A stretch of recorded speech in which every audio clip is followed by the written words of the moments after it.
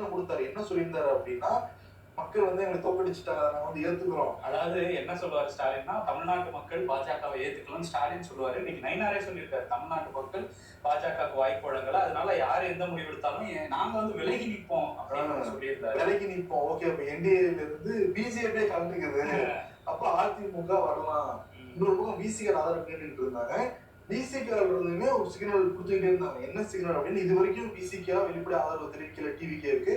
நேத்து ஆரூர் சாரணவாஸ் என்ன சொல்லியிருந்தாரு அப்படின்னா, பாருங்க ஒரு ஜனநாயக நாட்டுல ஆர்டர் கூப்பிட மாட்டேங்கிறாங்க, நம்ம எல்லாரும் பாடிட்டு இருக்கோம். ஆனா விஜயோ டிவிக்கு வாய் திறக்க மாட்டேங்கிறாங்க, அவங்க ஆதரவு கேட்க மாட்டேங்கிறாங்க, எல்லாரும் சேர்ந்து ரொம்ப போராட்டமான்னு கேட்டு இருந்தாரு.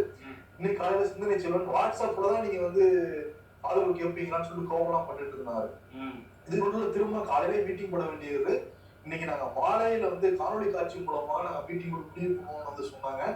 அதற்கு பிறகு இந்த இப்ப ஏடிஎம்கே ஆட்சி அமைக்கும் போது டிஎம்கே பேக்ல இருக்க போறாங்கன்னா தகவலை உடைச்சது யாருன்னா இடதுசாரிகள் தான். ஆமா, அவங்க வந்து பேட்டி கொடுத்திருக்காங்க. இதுக்கிடையில வந்து இன்னைக்கு காலையில அறிவாலயத்துல ஒரு பரபரப்பான கூட்டம் நடந்தது. கி வீரமணி எல்லாம் வந்து இந்த இது கூட்டத்துக்கு கூப்பிட்டிருந்தாங்க. கூப்பிட்டு ஏடிஎம்கேயோட போலாமாங்கிறத பத்தி தான் பேசியிருக்காங்கிறது தகவல். வெளியிலே வந்து கனிமொழிக்கு அதுல இஷ்டம் இல்லை அப்படிங்கிறத சொல்றாங்க. கனிமொழி வந்து மக்கள் ஒருத்தவங்களை வந்து ஜனநாயகபூர்வமா தேர்ந்தெடுத்திருக்கும் போது அவங்க ஆட்சி அமைக்க வழிவிடணும்.